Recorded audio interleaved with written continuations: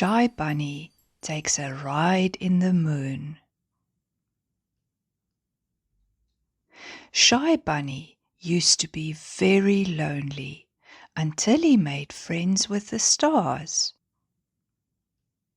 It happened one evening as he lay on his back looking up at the stars.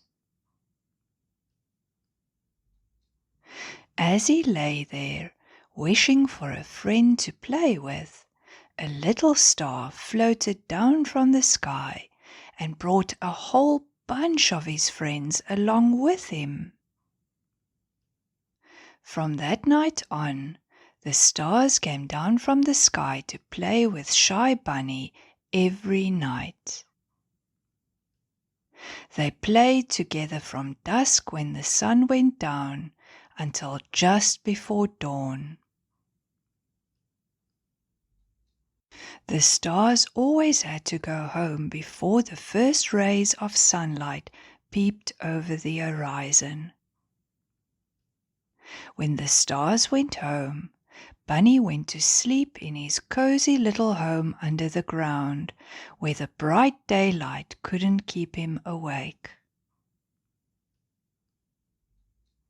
One evening, as Bunny and his friends lay resting on the grass after a particularly lively game of leapfrog, Bunny sighed wistfully. "What's the matter, Bunny?" the gentlest star asked. "Oh, it's nothing." The stars could see that Bunny had something on his mind, but they kept quiet for a few moments to allow him to collect his thoughts. Then Bunny took a deep breath. "It's just, well, you visit me every night here in my garden. I was wondering whether I would ever be able to visit you," he asked his star friends. The stars looked around at each other, puzzled. The younger stars started whispering among themselves. "I'm not sure how. I don't know if it's ever been done before. It sure would be nice if you could." Then they all turned to the oldest, wisest star. "Do you know of a way, Stella?" Stella smiled and glowed a little brighter. "I do." "Really?" Shy Bunny gasped in surprise. "Really?" Stella giggled mysteriously. "But how? I can't wait to find out. I want to know too." "Me too. Tell us, please, Stella." The stars were all jumping up and down with excitement now. "Settle down, everyone. Of course I will tell you. But first I have to ask Bunny a question."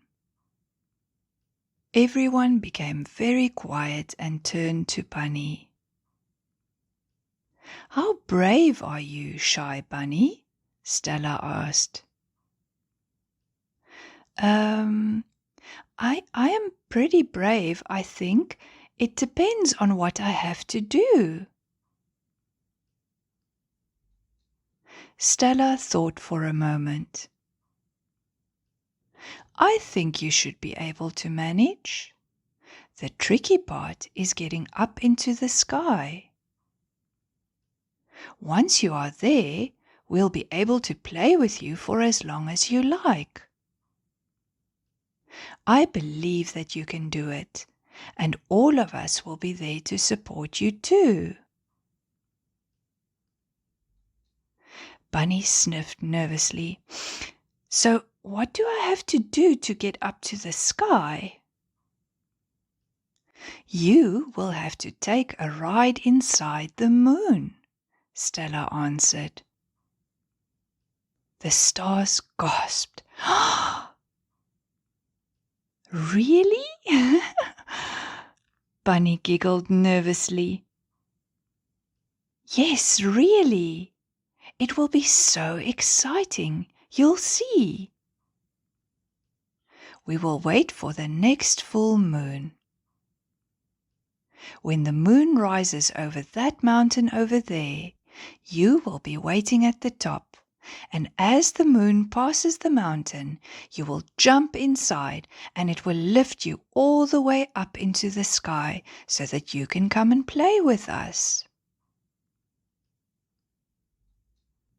Stella made it all sound very easy, but Bunny was worried. Does that mean I will have to climb to the top of the mountain? Of course, Stella laughed. But don't worry, you have enough time to do it, and that mountain is really not that high. Bunny thought for a moment. Then he made up his mind. He took a big breath and puffed out his chest, and then he said, "All right, I will do it. I've always wanted to see where the stars live, and I am fast and clever. And I can be brave." Yay! Yippee! We are so glad. The stars huddled around him and gave him a big hug. Then they settled back on the grass again to help Bunny plan his journey up the mountain. When the time came to start, Bunny packed everything he needed for his journey into his backpack and started walking towards the mountain. He didn't have to walk alone. His star friends came down to keep him company as he walked and walked and walked. Just before dawn, when his friends had to say goodbye again, Shy Bunny found a safe spot under a dense bush where he could sleep for the day. Night after night, Bunny continued his journey up the mountain. He never felt alone or lost because his star friends were there with him, keeping him company and lighting the way for him. Then finally, the evening of the full moon arrived. Bunny was ready and very excited. The night before, Stella had told him exactly what to do. Now remember, you will have to stand on that big rock right at the top of the mountain peak, and when the moon floats past, you will have to take a big jump into the moon. I know you can do it, Bunny. You are so good at jumping. I know I can. Bunny squared his shoulders confidently. It helps that my friends believe in me, and you have helped me so much, dear Stella. Thank you.